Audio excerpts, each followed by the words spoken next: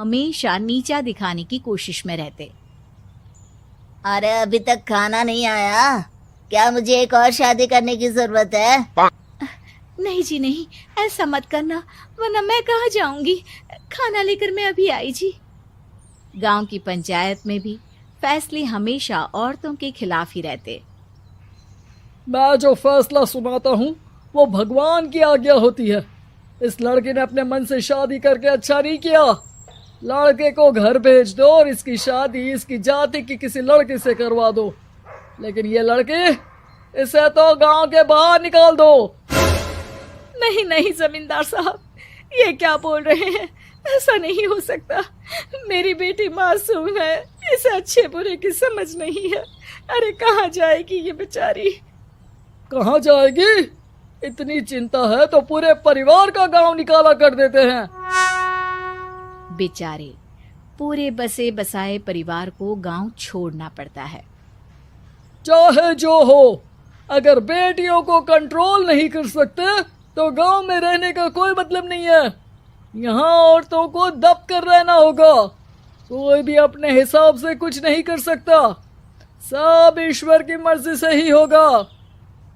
तभी गांव का एक आदमी दौड़ा दौड़ा आता है। सरपंच साहब, जमींदार साहब, वो कालिया है ना, उसकी बेटी पढ़ने के लिए शहर जा रही है।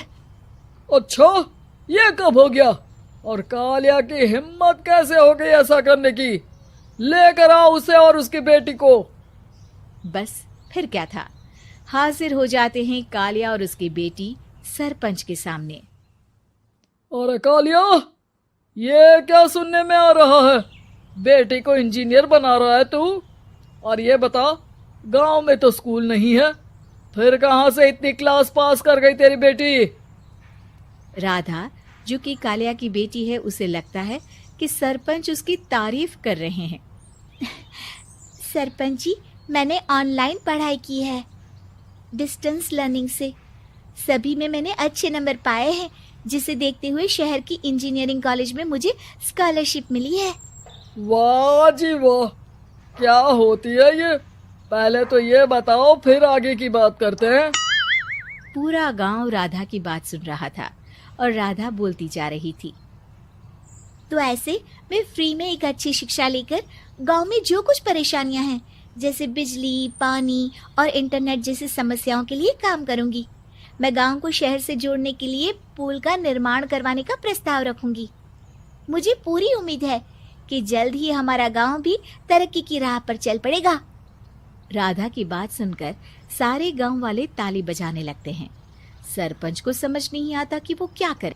चुप रह नादान लड़की, गांव के खिलाफ जाने के लिए तुझे गांव से बेदखल कर दिया जाएगा, वो भी पूरे परिवार के साथ। और हाँ, अगर ठीक से गांव में रहना चाहती है तो ये पढ़ाई लिखाई छोड़ दे।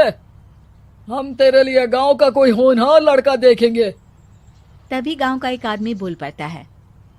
अरे नहीं नहीं सरपंच जी, राधा बिटिया जो बता रही है, अगर वैसा हो जाए तो हम लोगों को पैसा कमाने के लिए बाहर नहीं जाना पड़ेगा। हाँ जी, और ना ही कोसों दूर पानी के लिए भटकना पड़ेगा। हमारे बच्चे भी अच्छी पढ़ाई कर सकेंगे और आगे बढ़ेंगे, ना कि हमारी तरह खेती करते बैठेंगे। क्यों गांव वालों, राधा बिटिया का साथ देना चाहिए ना। सरपंच देखता है कि गांव राधा के साथ है तो वो चुप हो जाता है। वो घर आकर अपने सलाहकार से बात करता है, जो बहुत ही चालाक किस्म का इंसान होता है। अरे सरपंच साहब, आपको बहुत ही होशियारी से काम लेना पड़ेगा। एक बार गांव तरक्की कर गया, यहाँ के बालक पढ़ लिए तो कोई ना पूछेगा आपको। और फिर ये जो बेटा और बेटी है ना आपके, इनको भी आम लोगों की तरह ही जीवन जीना होगा। हाँ, लेकिन करे तो क्या करे? वो ना आप मुझ पर छोड़ दीजिए, बस मैं जैसा बोलूं करते जाइए। अगले रोज सुबह जब गांव वाले सोकर उठते हैं तो राधा के घर के बाहर और साथ ही वो लोग जिन्होंने राधा का सपोर्ट किया था, उनके घर के आगे लाल रंग से कल आऊंगी लिखा होता है। कल आऊंगी। यह क्या होता है? अरे यह तो खून से लिखा है, लगता है कोई भूत प्रेत या चुड़ैल का साया है। चलो सरपंच जी के पास चलते हैं। सभी सरपंच के पास जाकर उसे सारी बात बताते हैं। अरे ये तो बड़ी मुश्किल की बात है। चलो मैं एक बाबा को जानता हूँ, उन्हें बुला लेता हूँ। सरपंच बाबा को लेकर गांव के घर के बाहर जाता है। ओहो, तो ये वो चुड़ैल है जो उन लोगों को निशाना बनाते हैं जो गांव को बदलने का सपना देखते हैं। वो गांव को ऐसे ही संपन्न देखना चाहती है। वो नहीं चाहती कि कोई बाहरी यहाँ का कायाकल्प करे। क्या तुम लोगों में से किसी ने गांव को बदलने की सोच रखी है? तभी राधा की माँ रोते रोते आती है। मेरी राधा घर से गायब हो गई है। अरे कोई तो बचाओ, मेरी बच्ची कहाँ गई?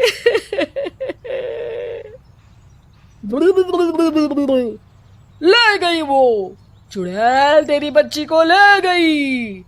अब वो उसे श्रापित करके छोड़ेगी, उस पर चुड़ैल का साया हो जाएगा। तभी बुरी सी हालत में राधा भी वहां आ जाती है। उसके बाल चुड़ैल की तरह फैले होते हैं और कपड़ों में खून लगा होता है। सभी राधा को देखकर डर जाते हैं। माँ, पता नहीं मुझे कौन उठा कर ले गया था। अरे दूर दूर हो जा चुड़ैल, अब हम लोग इस गांव में नहीं रुकेंगे। अरे कैसे बातें कर रहे हैं आप? कल तो आप मेरे भरोसे गांव का हुलिया बदलने, अपने बच्चों को पढ़ाने और तरक्की उन्नति की बात कर रहे थे, तो आज क्या हो गया आपको? ये फिर तुम लोगों को बहकाएगी। ये चुड़ैल गांव में आ चुकी है, ऐसे ही ये तुम्हारे घर के बच्चों को भी ले जाएगी। गांव वाले राधा को गांव से बाहर निकाल देते हैं। उसके माँ बाप रोते रहते हैं, लेकिन गांव वाले नहीं मानते। मैं भी अपनी बहन के साथ गांव के बाहर रहूंगा, लेकिन वो पढ़ाई नहीं छोड़ेगी। वहीं सरपंच के घर पर सलाहकार कहता है। देखा, सांप भी मर गया और लाठी भी नहीं टूटी। लेकिन अगले ही दिन सरपंच के घर के बाहर भी वही शब्द लिखे होते हैं। और फिर सरपंच की बीवी कहती है, हमारी बेटी को किसी ने अगवा कर लिया है। तभी राधा का भाई वहां आ जाता है। अरे गांव वालों, मैंने सरपंच जी की बेटी को देखा था। वो चुड़ैल उसे उठाकर ले जा रही थी। अरे क्या मजाक कर रहे हो? नहीं नहीं सरपंच जी, आप नहीं जानते। वो चुड़ैल अब आपकी बेटी में आ जाएगी, जैसे राधा के अंदर आ गई थी। तभी सरपंच की बेटी वैसी ही हालत में वहां आती है जैसे राधा आई थी। पापा, पता नहीं कैसे मैं गायब हो गई थी। चुड़ैल, इसके अंदर भी चुड़ैल का साया है, मारो इसे। अरे नहीं नहीं, इसे भी राधा के पास गांव के बाहर ही भेज दो। अरे चुप रहो, मेरी बेटी कहीं नहीं जाएगी और चुड़ैल बुड़ैल कुछ नहीं होता है। अरे कैसे बात कर रहे हो सरपंच जी? आप तो बोल रहे थे कि आपका फैसला भगवान का ज्ञान होता है, तो अपने पर बात आई तो अब आप ऐसे बोल रहे हैं। अरे ना ना ना, आपको अपनी बेटी को त्यागना ही होगा। अरे बुलाओ बाबा को। राधा का भाई बाबा को ले आता है, जिसे अब गांव वालों के डर के कारण सच बोलना पड़ता है। मैं कोई बाबा नहीं हूँ, मैं तो मोची था। ये सलाहकार महोदय ने मुझे कहा था एक्टिंग करने को। अब वो मुझे पैसे देने वाले हैं। अब मुझे माफ कर दो। गलती हो गई, मुझे माफ कर दो। तभी वहां राधा आ जाती है। देखा सरपंच जी, जब गांव के बच्चे साक्षर होंगे तो आप जैसे लोगों की चालाकी